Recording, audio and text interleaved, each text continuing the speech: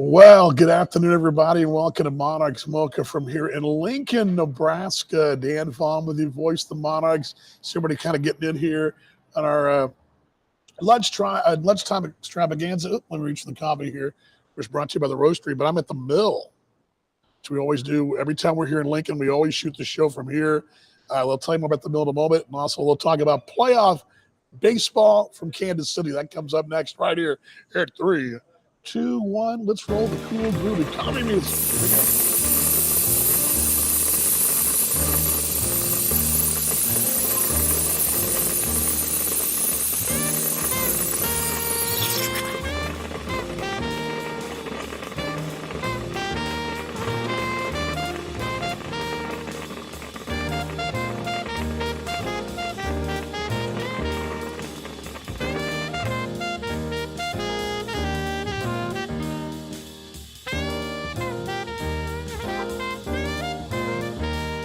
Let's just see if we're on here. Let's just do a little check here while we're chatting here, while the music's still fading down. The only uncomfortable part about this gig is this part right here. Yep, they hear us. You're getting thumbs up from you guys too, so that's good. Let me bring my volume down here. So let me pause. Let me just bring this down. And pause that. There we go. Howdy, and welcome to Lincoln, Nebraska. Monarchs and the Lincoln Salt Dogs tonight, game 1 of 3. Not here, obviously, playing back in KC Friday, Saturday, if necessary, but game 1 and going to be a nice high 80s degree day here. Hazy sky. I've already done my workout, and it was just a really good morning, really good day. Don't expect anything weather-wise. This should be, as far as that's concerned, go without a bang or thunder or lightning. Anyway, got me a little Monarchs Mocha right here. Again, we're in the mill. The mill is located here in the Haymarket in Lincoln. But, of course, our show is brought to you by the Roastery Coffee Company. 6 locations in Kansas City. Each individual cafe fits the neighborhood, right? You get out of the factory, you got the big, that's the headquarters, right? HQ. You go out to Leawood, got that kind of, it fits right in with the vibe of that whole center there in Leawood, and so on, right? The drive-through, coolest drive-through I think in America. You drive through and you look above yourself, and there's an old DC-3 above you. I mean, it's cool. Where else can you go through a drive-through and see that, right? So anyway, Roastery Coffee Company, the exclusive coffee company of your Kansas City Monarchs. And this is your show as well. It's a playoff edition of the show. And let's bring some logos up. And because it is playoff baseball, Blair Morgan just working overtime. I don't think people realize, I know people realize she does a lot of great things, right? But let me just tell you how great she is this week. Morgs is she is obviously put the games together, social media calendar together. She's constantly putting out social media, and she's not really a graphics person. She's good at it. That's not her training, but she's really dove in taking over the graphics role of our ball club. It's been impressive. I mean, she has done some phenomenal graphics work like this one right here. And let me show it to you. You guys have all probably seen this, but this is Morgs. This is what you do in a pinch. We needed a graphic done, and there we go. Right? Let me move myself down. Let me probably hide myself there.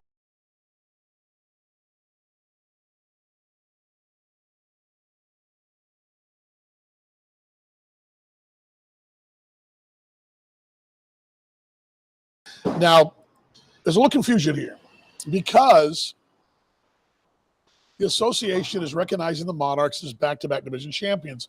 That is correct.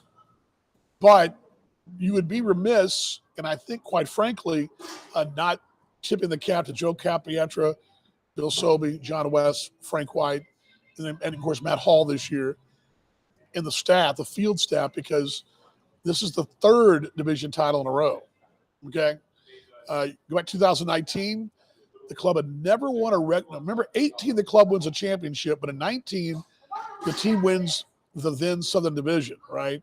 And that Southern Division win was the first division win of the American Association. You got to go back. This club played the Northern League, and it wasn't happening very often. Okay, the Monarchs did qualify for the playoffs 3 straight years, 8, 9, and 10, under 2 different managers. Now qualified 18, 19, 21, and 22, 4 straight years under the same skipper. Again, 3 division titles. Now, granted, regular season division titles are not what you're in for, but that's something that should be duly noted. I think that this franchise should, the fans of this franchise, yes, they won the Monarchs in 2019, but that manager down there and what he's done and what the culture he's done between the lines, let's be frank. When this team was purchased in 2019 offseason of 20, the issue wasn't on the field, right? Can we all agree on that? I mean, you just won an American Association title. You had a division title in your back pocket. You've been back-to-back playoff appearances. What else could you ask for? 3 straight 500 above finishes, which never happened before. So I would think we all agree that on the field, between the lines, what Joe had built was thumbs up. Now, the other nonsense, I'm going to agree with you. And that's why I think the league sort of, and I get it, I think they're just trying to, justify this Monarchs brand, and that's true. But I also don't want to not take up the back-to-back because I think it's important. As a matter of fact, Joe and I chatted about it briefly after the ball game on Monday because he was clarifying himself. We did do 3, right? Yep, we did. And, the logos change, the colors change, ownership change, and the philosophy off the field change and for the best, right? Because Mark Brandmeier is done awesome and Jay Hendricks awesome. But again, you gotta honor what this club's done over the years. So anyway, I don't see any questions or comments. Let me pull my phone up here. Hello, Chris. Hello, how are you, Mike? How are you today, Mike? Oops, sorry about that. We're in the Haymarket District. This is a really cool area. I don't know if you've been to Lincoln. Lincoln, of course, the state capital of Nebraska. It has a big city look and kind of feels like a city, but small town. Yeah, I appreciate it. Thank you very much, Morgs, or whoever.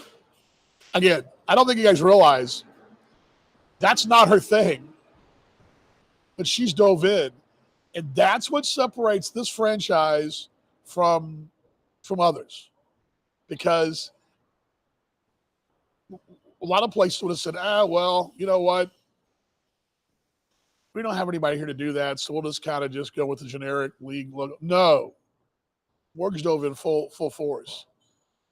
And the crazy thing is, she just took on someone else's role and didn't even sweat it. And that's amazing to me. And that, to me, that's why I love coming back. When I go home and I come back after the off season, I'm ready to get back because I get to work with people like that. And I know we talk a lot about how great the work she does. I just don't think you realize those behind the scenes things that nobody ever knows. And believe me, I know them. And man, that tip of the cap. I can't wait to see the guys soon. They can't wait either. Let's see what Mark says. Aloha. Let's not start that again. Hello. Yes, Mark. The last time we were here, wasn't it? We did the Aloha and we did the whole Mr. Hand thing. Or was that in Sioux Falls? I forget. Or was that Winnipeg? I forget where we were at the whole Mr. Hand thing, which all I could think about in the Aloha day in the 80s day was Fast Times at Ridgemont High, which still is legendary, which, by the way, the runner-up for my decade was 16 Candles. It was on the other night in the hotel when we were in Winnipeg. And I chuckle on that one, too, because, boy, that one aged well, but PC, not so much, right? Can we all agree with that? I mean, good grief. Let's see here. Tell JC I have some bright nail polish for him when he gets back. I will. Actually, I sat right next to him at dinner last night. I should have known that. We had a team dinner here across the street at a place called Brewski's last night. It was great. Spam risk, so we don't answer spam. Decline. There we go. Spam risk while we're on the air.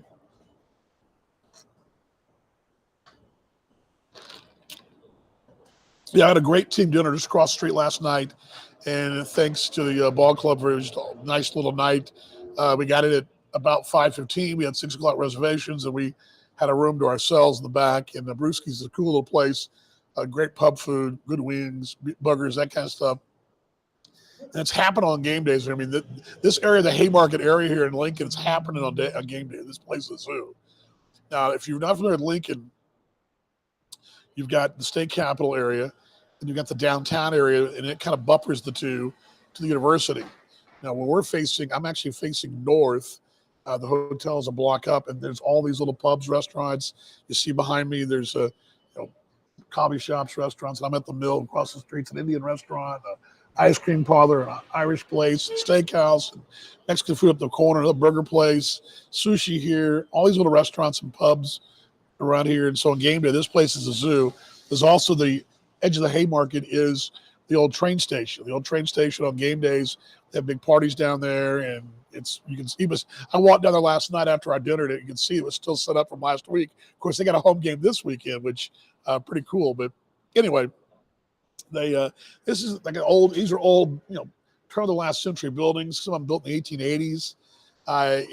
It's really cool, and it's on the edge of the campus is about the stadium's 2 blocks this way, 3 blocks that way to my northeast.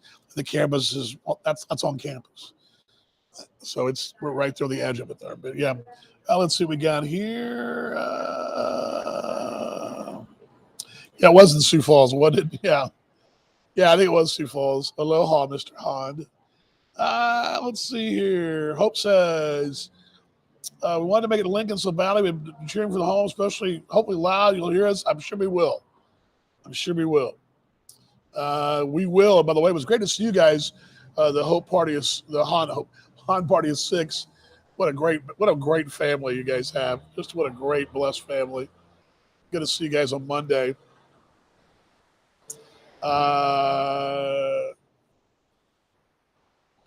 Friday, Mark Friday. Right now, Friday. There's only at the moment Friday, Saturday. It's game 2 is Friday at Legends Field. 6:30 start on Friday. 6:30 start on Friday. Okay, and then Saturday 6 if necessary. So that's there you go. There you have it. Let's see here. What else we got here? Let's see here. Yep, Friday. Come cheer us on. Yep, there you go. There you go. Come cheer us on. And let's see here. Yep, pregame 5:30. There you go, Alex. You're right on. Well, actually, pregame, what you mean is gates open, right? Because pregame for us in the broadcast begins at 6. So, but anyway, I know what you meant. Let's see here. Yes, we enjoyed it. We enjoyed having you, Karen, everybody else out there Monday. At the moment, I'm really excited. We have that group of people that came out Monday. There were some really generous folks, and I really appreciate it. It was great to spend time together. I'm touched. Karen, you guys are awesome. And everybody else who was out there, I'm touched. It was a really special. My wife and I enjoyed it. In case you guys know what we're talking about, Monday which was a big game. The biggest game, one of the biggest games of the year. I had an average view, but a great time. Okay, because the view a little askew, but the time was great, and a lot of our loyal listeners, the viewers, were there. Some of our longtime fans. The Hearts, mentioned the Han Party of 6, Sneedo and Mark and Shaggy and just others went by. And thank you guys for coming by. I got handed 2 envelopes for donations around McDonald House, and I am blown away. I started doing that in 2017. I got a little traction. I donated myself and got a little. I'm gonna be honest with you. In 17, I didn't get much support on that. It was like, hey, way to go, Dan. 18 until this year, really until Mark Brandmeyer took over. And last year, the team was like, oh, that's really cool you did that. I'm starting to get some traction on that. I think we're going to raise $1,000 the Ronald McDonald House. And that is on, I rounded up last year to 300. And I'm not asking folks to give $300, what I'm saying, but that was all we gave last year. Just me, myself, and I. But right now we're over $1,000, and I am just stoked about that. I mean, that shows you the power of our brand, what we do on broadcast, what people that all cheer together can accomplish. And it really shows you the power of it. And I think it's why baseball is the best game on the radio. And what we're doing on the radio, I think, is right. I mean, I've never, honestly, I'm an awful salesperson. Really am. Reason is, if I was to call in a client and go out there today and say, hey, buy this, I take rejection very bad. I mean, very bad. I mean, I'm one of the heartbroken guys, right? That was me. Okay. I take losses very bad. When Texas Tech or the Cowboys or whoever loses, I'm pretty on the dumps. So I'm a really terrible salesperson. I've never been one to put the tin can out and say, hey, and I've got to do it sometimes to promote the broadcast, but I've never done that before. But the seeing you guys come through like that, I mean, I'm really touched. I mean,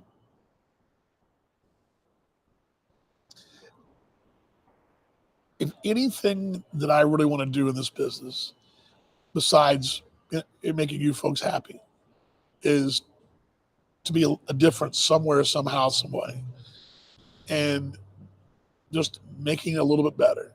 And if I can do something for somebody in this manner, I mean, that to me is better than any home run call I make. It's better than any pregame show I tape. It's better than any of that stuff, which I love. I live for that. But being able to go to be able to write that email yesterday at the Ron McDonald House to Mackenzie Lutz there and say, hey, it looks like we've got this much. We have more coming. That's wild. I mean, and I've talked more about that this week than to people. I mean, I'm telling, hey, players are saying, hey, we saw him upstairs. What's going on up there? We're, had a broadcast, and heck, we raised some money, which wasn't the idea. The idea was to get together, but folks brought money, which was even better. So, Karen, thank you for being there. I got to play catch up here, guys. Sorry, I got a little emotional there. It happens that way. Let's see here. Where were we? I'm going to give you guys a couple of things. Yes, my lovely wife was great. By the way, in case you didn't know this, she missed her flight was canceled on Monday. And as of today, Wednesday, that American Airlines flight is still not left. They had a mechanical issue. Apparently that engine on that 38 or 37-800 hit a bird coming in on arrival at KC, MCI. And the plane was unflyable back to DFW, and that flight got canceled. She had to catch a Southwest flight the next morning, so we had to get up at 4:45. I ran to the airport, and we have the drill down by now. Of course, the new airport will change all that, but got there at 5 o'clock or 5:15. She boarded at 5:30, went right through the speedy line at TSA and pre-check. By the way, nobody get pre-check. The fewer pre-checkers, the better, okay? So you guys don't get pre-check. It saves us all time. TV being selfish, of course. I travel a lot. But, yeah, it was great to have her there. And thanks to Monica in hospitality. Monica, we have great – you're talking about Morgan's people and what Morgan does. Jim's people and Monica and that crew upstairs. And it's like I walked into Danny's the other night with my wife Saturday night or Sunday. It was Saturday. And a bunch of those folks in the hospitality were upstairs working and work around the ballpark in different stands. We're all there together having a beer. And I'm just like, man, you guys are the nuts and bolts. I mean, they don't see any of the games. They know we win and lose. They don't see any of it. They're serving the sweets and serving you guys hot dogs and beers and Cokes and whatever. And the real unsung heroes of our operation. And Jim's crew and Monica, boy, I mean, do we have work to do? Sure, we have work to do. I'll be honest with you. We have work to do in our broadcast. We have things to fix in our broadcast going forward. We will do that. But I can tell you what we don't have to fix. Those folks in hospitality and Morgan's crew. I can tell you that right now. And, and Joe's Caballetra's crew, right? The one we're talking about. So anyway, let me move down here. Let's see here. Wish I could make it some games, but I wasn't. Yeah, I wish everybody could make it. You know the drill, though. You guys know this, right? I've said this on the radio a little bit. I haven't maybe talked about it here. But here's the drill. I promise you, if you can't, for whatever reason, if you're down your luck, you're tight, the budget's tight, you want to go, I promise you, I'll get you in there. Okay? I've always done it. I mean, I will do that. If that's something you really want, if you tell me, hey, DB, I'm down on my luck, I lost my job or having a hard time, and I really want to come out and support the team, and I only got a little bit of a budget, I'll get you tail in there. Okay? I want you there if you can get there. I'm not going to sit there and give everybody free tickets, but I mean, no one's ever taken advantage of that. People have taken that offer up, and I'm thankful they have, but no one's ever taken advantage of it. And I appreciate that. But if you guys, a couple of you out there say, you know what, I need tickets, and I just, honestly, I'm having a hard time. And there's hard times right now for people. I know the gas came down to low $3 in Texas, but ain't doing it everywhere. Go to California, parts of Kansas and Missouri, it's up and down. I mean, I know it's times are tough. So anyway, we're at the Mill Coffee Shop, brought to you by the Roastery Coffee Company, Kansas City. The Mill, this is the place that's got that really good cold brew that rivals the Roastery. And I'll grab 2 cans a day on the way out for the broadcast today.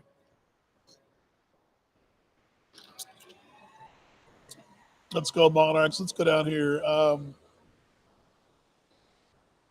Our fans, best of all of them, you guys are incredible. We front office team and on-field team are so appreciative of each. Yes, I would echo that. And spending time with you guys on Monday and how into everybody it was for everybody. And I can hear the people downstairs. It gave me a different view too, because I saw from the top view and I saw you guys, a lot of y'all that weren't upstairs with us. I was looking down on you guys at a different angle, and I could see you guys into it. And the guys could feel it.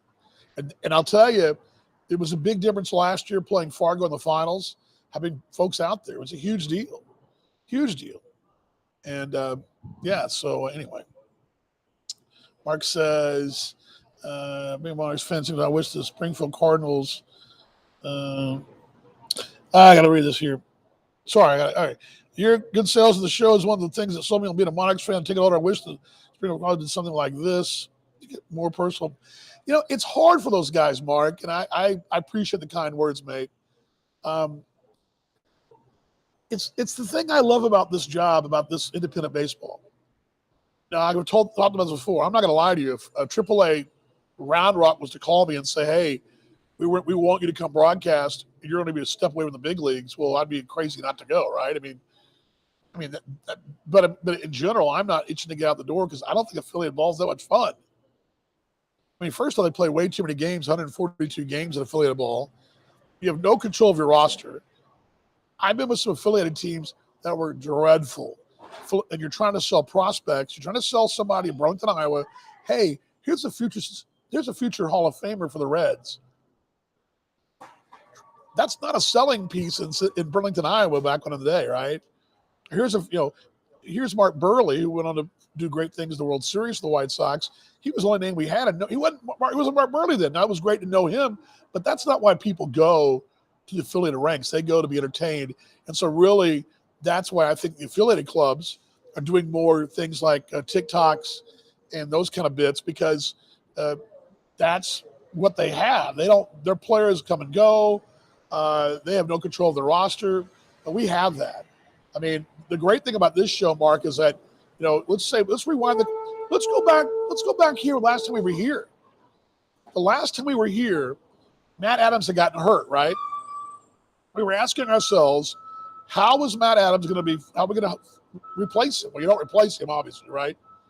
But we've seen at the time, the two new, Robson and Grotjohn and Alex Smith, see those three pieces all combined to change this team's approach dramatically. Now, this was the first stop we made when David Thompson wasn't with us. First place we went. He wasn't here. This club won 2 or 3. And remember, we were all talking about it at the time we were here. How's this team going to overcome that? How's this team going to how this team go to Canada and win any games? Remember that? We're kind of talking about what's going to happen in Canada. Who's going to pitch in Canada? Remember, everybody couldn't go across the border. He had 2 spot starters, Gilliam and Martinson, who were outstanding, and he swept the first series. He went up and won the next one. So, yeah, I think that what I'm saying to you, Mark, is that I appreciate the kind words made, that this is a fandom that wants, yes, we want our Disney bat races and fireworks shows and dollar hot dogs and cheap beers and family entertainment. We want all that, right? We do want that. But we also want to have some kind of chance to win, right? We want a chance to win and play on. We want to we have control of the roster. Joe Cathpietra has spent tireless hours filling those holes. And I would tell you that there's no front office in the big leagues, no minor league office, or usually the director of minor league operations or usually director of minor league ops or farm director, they'll call them, who could fill in what Joe's done this year. There's no way. Lose Gabby Guerrero, Matt Adams, Willie Abreu the trade. David Thompson. And look what he's done. And he did that last year too. In 19 as well. This is what this club has done. 18 as well.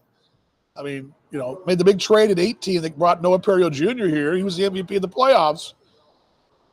But you're not going to get that. The Cardinals are not going to do that to help Spring. Even though Springfield's owned by the Cardinals, they're not worried about that. That's not their MO. They're more worried about who plays what, how many innings they're going to get, how many at-bats so-and-so is going to get, and if he can move up and down. It's a business there, and the operators who operate the club, in general, usually the small-town, smaller operators, not the Cardinals own that club. Let's use Northwest Arkansas, which is owned by a group of people on the Royals club. They don't own the actual club. The club's owned by the players are owned by the Royals. The franchise is owned by a local group who provide all the marketing and promotions and get hat giveaways and Disney bat races and all that. But they have no control of the wins and losses. But we do. They don't hire the Royals hire the manager. We hire the manager. Does that make sense? So, and by the way, I told this story the other night, and I'm going to tell it again on the air real quickly here. Back in 2016, when there was a change made and the then T-Bones decided to part ways with John Mazzarelli, right? And the story goes, and I told this on the air again. I told this on the air. This all coincides, the back-to-back-to-back and all that. And I don't think Jay Hendricks might be saying this. I don't think Mr. Brammer might be talking about it either. So I think this is a true story. But then at the time, the general manager was a guy named Chris Brown. Now, Chris Brown had a piece of paper in his drawer with one name on it. That name was Joe Cathpietra. And he reached in that drawer, pulled out, because he kind of wrote. Bronny was one of those guys that took notes and kept them stashed them in various places. And he had a place in his drawer that was in case he had to make a move, a managerial move. And they decided to make a move. And they hired Joe. And I remember seeing that hire in November of 16, not knowing I'd be there the next year with him. So that's like a pretty good guy. I got a really good guy here. I just saw his resume and what they've done there in New Jersey. But that phone call that Chris Brown made has changed everything on the field. And O'Brien no longer works with us and not a part of the organization. But I think that's a story worth telling. And down the road, and it'll come down the road, they'll honor some names in this franchise history, some of the things they've done. His has to be up there because without that phone call, who knows who manages the ball club? If somebody else is in charge of the club, who knows who they make call? Who knows who they call? And he made the right call. And Joe has done what he's done time and time again.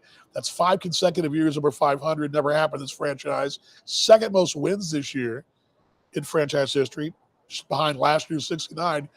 And only missing it by 5 games is pretty impressive because remember last year you padded that record with those Houston Apollos You didn't have that option this year.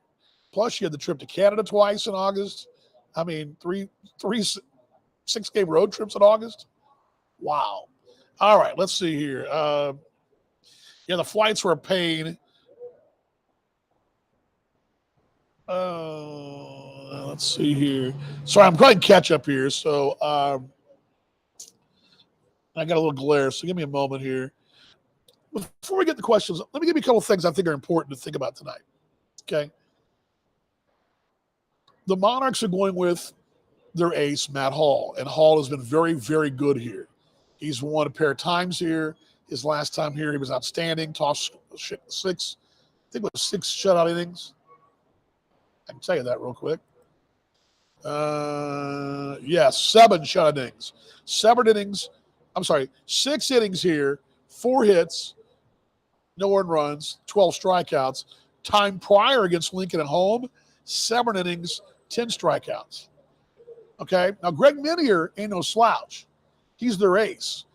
And I will tell you that tonight's huge because Minier is their Matt Hall. He's their Matt Hall, younger version of Matt Hall, young man who's out of University of Washington. He's been very good against Kansas City. And I want to give you that right now because I don't believe we've talked enough about him. But I pulled his day-to-day up, and I'd forgotten. This guy pitched very well against the Monarchs. And so to think that tonight's going to be a cakewalk, it won't be. This guy's a lefty. He's going to be tough on you. Now you got to wait him out. He was 6-6 to 247.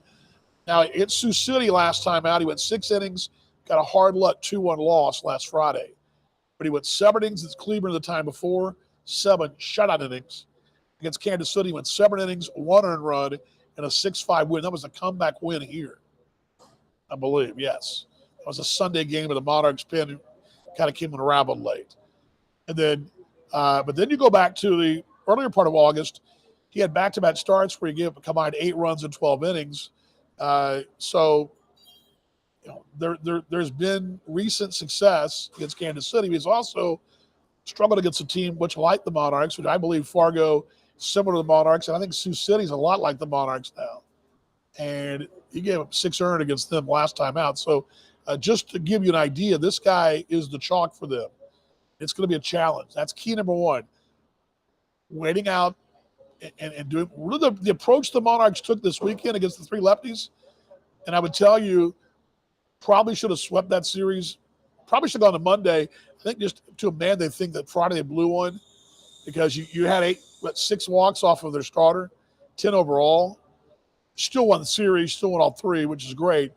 But each time they faced a lefty, and I think the good thing is the key to the ball game, Minier, how can the Monarchs approach him? That's key number 1. And can the Monarchs do what they did to the 3 lefties they saw in Fargo? It's the 4 straight lefty. The Monarchs have the switch hitters into Sweeney and Gillespie. And, of course, a lot, you're on the right side, but you got Robson on the left side. You've got some left-handed sticks there. And Malik Smith, you've got some bats there. So it'll be interesting to see what the lineup card looks like tonight. But key number 1, your approach to Minier. If you will make him, you're going to have to make him throw the fastball enough in the zone to make him be successful with the breaking ball. That's going to be what it was. And that's what happened over the weekend. The breaking ball finally, the Monarchs knew the breaking ball was either on or off, and they just let the breaking ball kind of be the one that was going to get them. The fastball wasn't. The fastball never got them, the other 2 lefties, over the weekend. I think that's something you're going to see, that approach, and see the pitch count get up. Monarchs have a slot. I think the bullpen's slightly better, although Kansas City's bullpen does concern some pundits out there, and rightfully so. But I think, I take my chances. Number 2 key to this ball game, it's the unsung heroes. I said this on This Week in the Association show with Rob Paneer and Kevin Luco. I expect Casey Gillespie to be a big difference maker here. He's played well here. He's had really good series here. He's from the area, from Omaha. He just had a good groove here. And I expect him to have a really big day today. I also expect, number 2, that I think the Monarchs, because this thing is now 3 or 4 weeks down the road since they were here last, this lineup, the way they're going about their business, is that much what's the word for it? There's getting more traction. And traction will be the key tonight, and how that top of the card does. Remember when we were here last time, Ron Grosjean was still banged up. And of course, Matt Adams is here. The club was a bit of a transition. I think the key is going to be A, your approach to Minier, B, the unsung heroes like Casey Gillespie, and then three, if this team does what this team has been doing, which is gelling right now in front of our eyes the last 3 weeks since we were here last, you should be fine. Now, does that mean you win the game? This game's a crazy thing. Crazy things happen. It happened last time we were here. But I think if you do what you do, you play like you should play, you'll be fine. I think to a man, they feel that way. I know Joe feels that way. And, as a broadcaster, I feel that way. You can't roll. You're not going to roll in here and just think, oh, we're going to roll over it, because they've won, 6 of their last 7 and finished 8-10, or 8-2 to go to get the postseason. Don't forget the Monarchs had a heck of a run too. A 9-run stretch, an 8-2 stretch. I mean, ain't no joke here. Both teams are red hot, but I think Kansas City has had a different kind of hotness. That makes sense. Lincoln's had to really claw and scrape. They had to. The Monarchs have known since we were here last time on August 20th. We were in the postseason. Only question was, we were driving to Lincoln or driving to Sioux City or driving to Winnipeg. We didn't know. We didn't know that part. We knew we were going to the playoffs as a number 2 seed overall, because that was already clinched. So your desperation's been different, right? Your desperation's been a lot different, where their desperation is just to try to play to get here. Look, the good thing for them is they didn't have to use Minier. It worked out for them. With him getting the loss on Friday, but still able to pitch today is huge for them. But it should be a great matchup. So my keys today, again, your approach to Minier. And again, I'm not worried about what Matt Hall does. He is unreal. And, as good as Minier has been, Matt Hall's been even better. We're going to get to that in a moment. I think the unsung heroes, the Casey Gillespies, I think that's a big, big spot for him. Just do what you've been doing. This lineup card's very deep, and do what you've been doing. And I think you'll be fine. Let's see here. Eric says, we had our first game on Sunday. We took our 4-year-olds all and had an absolute blast. My son's first game of any kind. The gentleman at the Insurance Legends Club brought my son a foul ball. Got to meet Monty. Got a hug from Monty. It's the best day for me, my wife, especially my son. You guys are a classic organization. I'm hooked. I'm a huge baseball Royals fan. Will definitely be attending more games in the future. Mark, thank you very much for that. I want to put that up, though. Let me put that up there. Gosh. I'm way down the list here. Here we go. Eric, there you go. That's a good comment right there.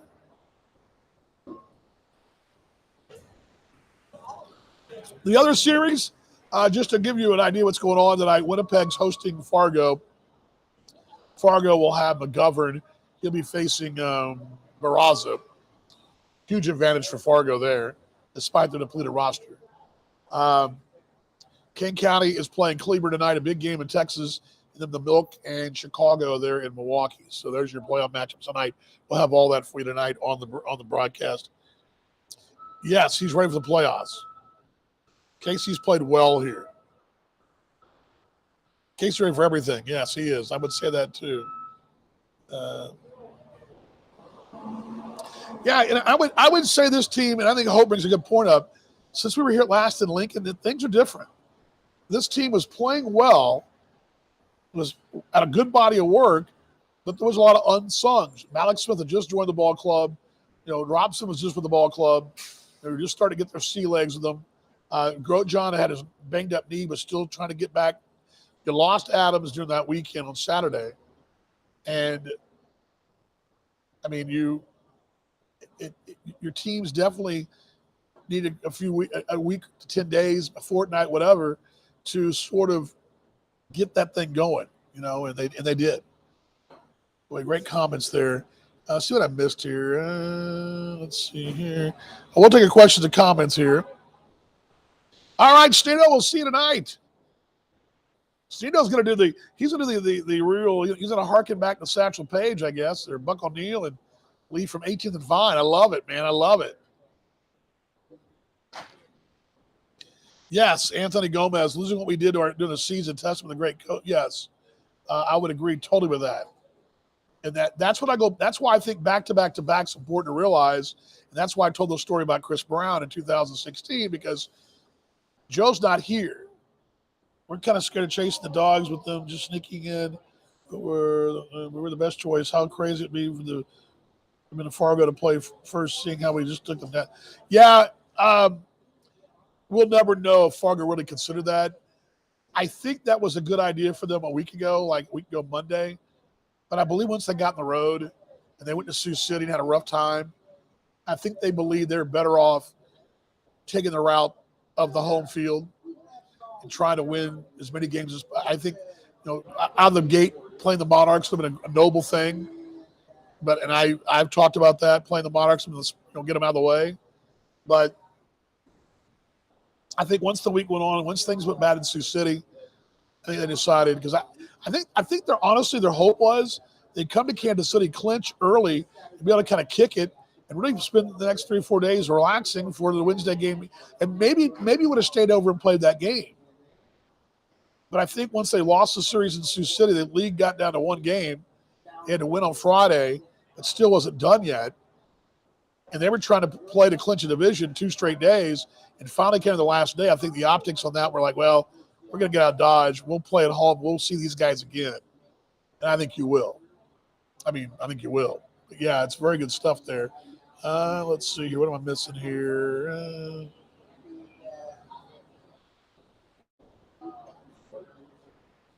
I'm sorry. I just had that up on the screen. Sorry about that.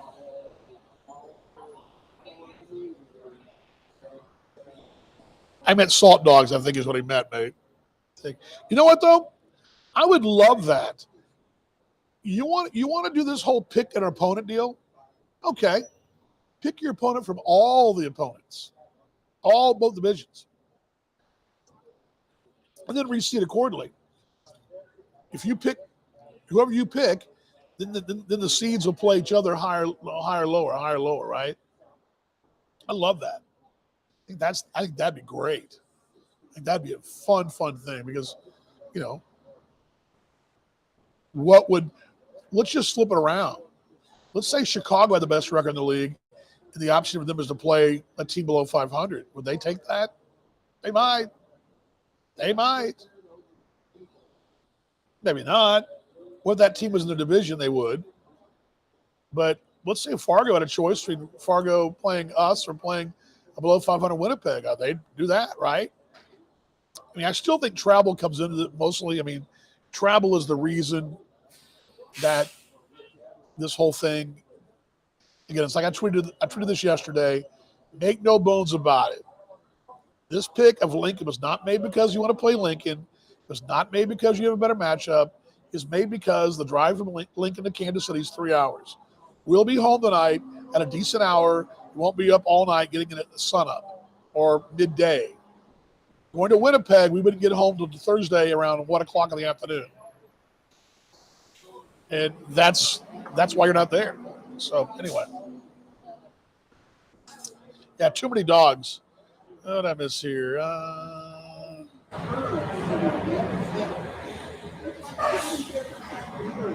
Michael says his son is texting it. Get your kiddo up here, Michael. Love that. Michael's son, do you guys see this? Michael's son, if I can find it here. I have bad glare, so pardon me. Here we go. Michael's son is texting saying, Dad, what are we doing tonight? Can we skip dinner and go to Lincoln? It's only 3 hours. Make sure our phones are charged, right? Anyway, Dan is the Monarchs, what Denny is of the Royals, and Lenny was thank you very much. Appreciate that. Very, very nice. Appreciate that. Very nice. Very kind words. Hey, I love this broadcast. Sorry, the truck's going by here. I'd love this kind of broadcast on a Royals Major League. I'd love for this to be a Royals broadcast. We talk, history, and you guys are interactive and do what we do and have listener, viewer things and all that. I can promise you this. If that ever happened, we'd still do these things. Okay. Somehow, some way. All righty. All right. One thing I didn't tell you about, and you guys may have seen this, and you may not have seen this, but yesterday on the way out of town at 2:00, we got to the announcement that the Monarchs did have an all-star, postseason all-star. And I'm sure you guys have already seen this. Went to media this morning. Find it here if I can find it. Morgan's Fine Work. I think this is it right here. That's it.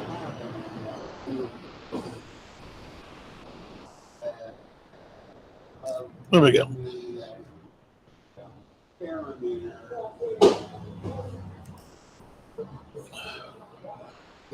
There we go. Matt Hall was named to the postseason all-star team. That's great work, Morgan, by the way. Postseason all-star team. The only Monarch listed. A little surprised by that, but I will give you the other players that were taken over others, and you guys can debate that all you want to. Personally, I think this is one of those things that probably was if you're the other teams that are celebrating that you've got all these pieces that are all going to be they're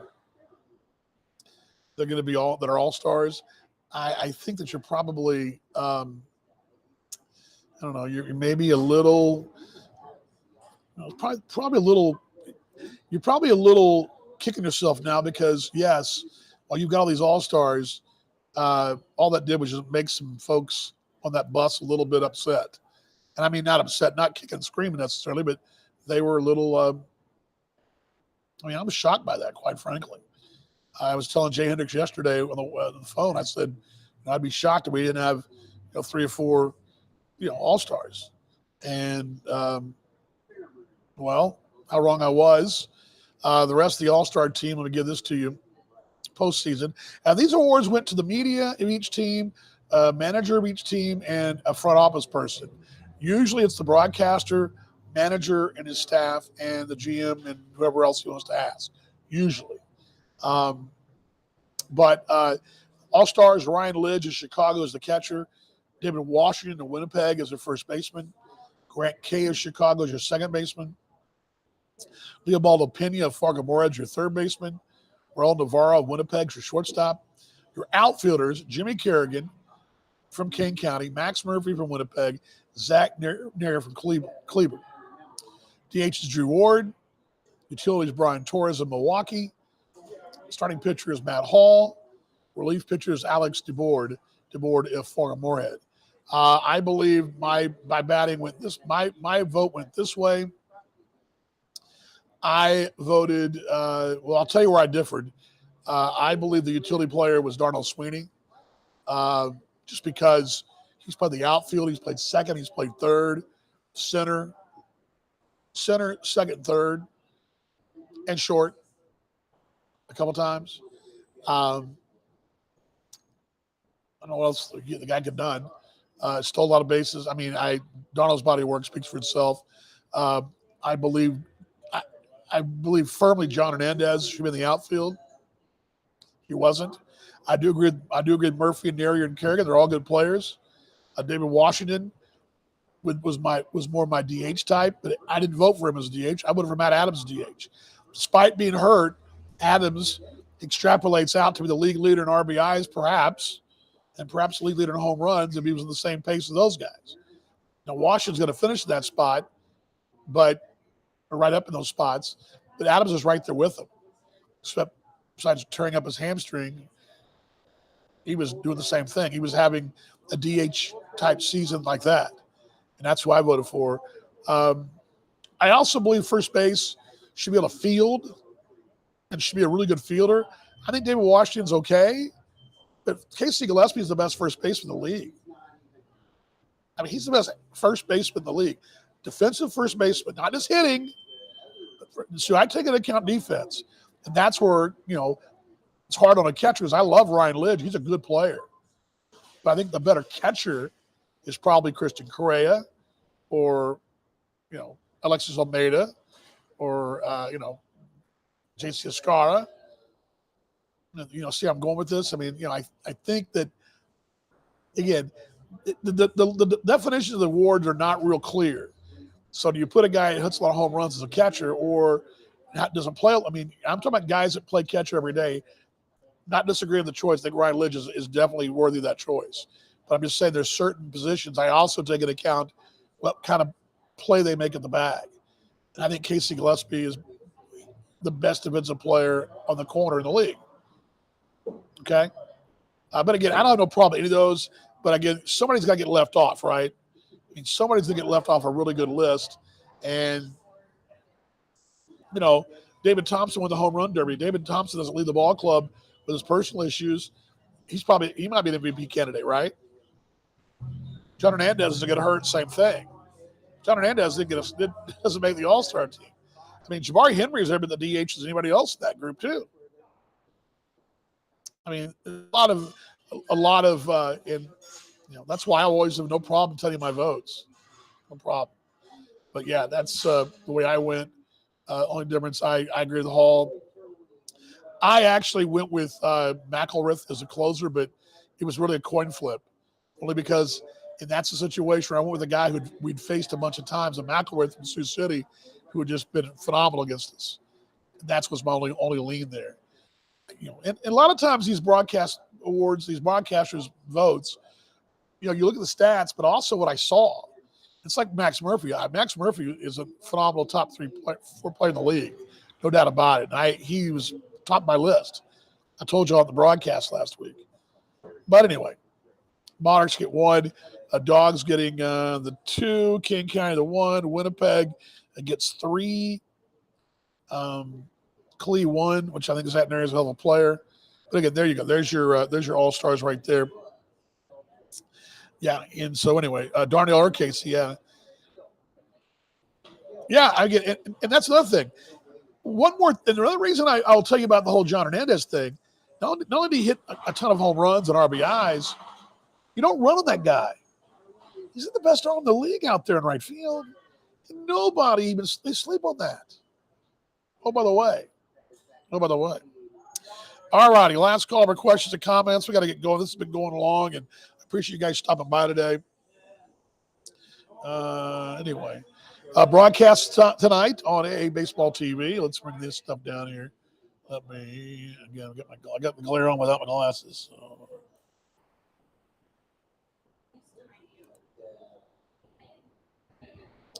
There we go. Bring this down. All righty. Tonight, again, all begins at 6:30 on the radio side. You folks can join us there on the radio side. Let me flip these over that way. There we go. Radio side begins at 6:30. TV will probably be about 20 till, 15 till, somewhere in there. 7:05 first pitch. I think 6:35, 6:35 pregame, 7:05 first pitch. We'll have you roll the night on the Monarchs Broadcast Network. Of course, that will consist of both AA Baseball TV, which for $14.99 per month. You can get that right now in AA Baseball TV. Where is it? There we go. AA Baseball TV, where all the games are streamed. You'll get all the playoff games right there. AA Baseball TV. Or the radio side with the chat, and we'll go back and forth as best we can. Because, again, it's the one-man band, and sometimes I get distracted. That happens sometimes. MixLR won't be tonight. MixLR. So, again, the team returns on Friday. We'll leave after the ball game tonight. Game time, I'm especially back. We'll load the bus at 3 this afternoon. We'll be at the stadium then, ready to go, and I expect us to be back tonight sometime around 2:30 or 3, somewhere in there tonight, and be back home. So, anyway, we're disappointed there not to see more, but yes, I agree. Yeah, I agree. Yeah, I was shocked by that. I told Jay Hendricks I thought we'd have 2 or 3, and we did. Hey, it's a team effort, right? And this don't kid yourself. These guys know that this team was snubbed of that. They know. They know that no one thinks they got any chance, despite having the best record. It's true. It's fact. Flat out fact. Anyway, thanks you guys for joining me here this afternoon. We'll be back. I don't know about tomorrow. For sure Friday. We'll be back home in Kansas City. I'll do the show on Friday. I will try, depending on how late we get in tonight, do you an update on Thursday, a Thursday update perhaps for the apartment there, the Heights in Delaware Ridge, my house in KC. So we might do one. I have a couple of roasteries in the fridge, and we can probably do an update from there tomorrow at noon. And we'll go to the ballpark and see our friend Nick, one of the two, but the ticket dude. But hopefully we can do a short update tomorrow, just get you ready and review this one, get you ready for Friday night. Show back on Friday. Also come away real before about 6 o'clock tonight. Give the starting lineups a little bit of feel of the energy in the stadium tonight there on AA Baseball TV. Thank you very much, Anthony. Appreciate your kind words, my friend. Appreciate you. Appreciate everybody stopping by today. Don't forget our friends, the Roastery Coffee Company, 6 locations in Kansas City.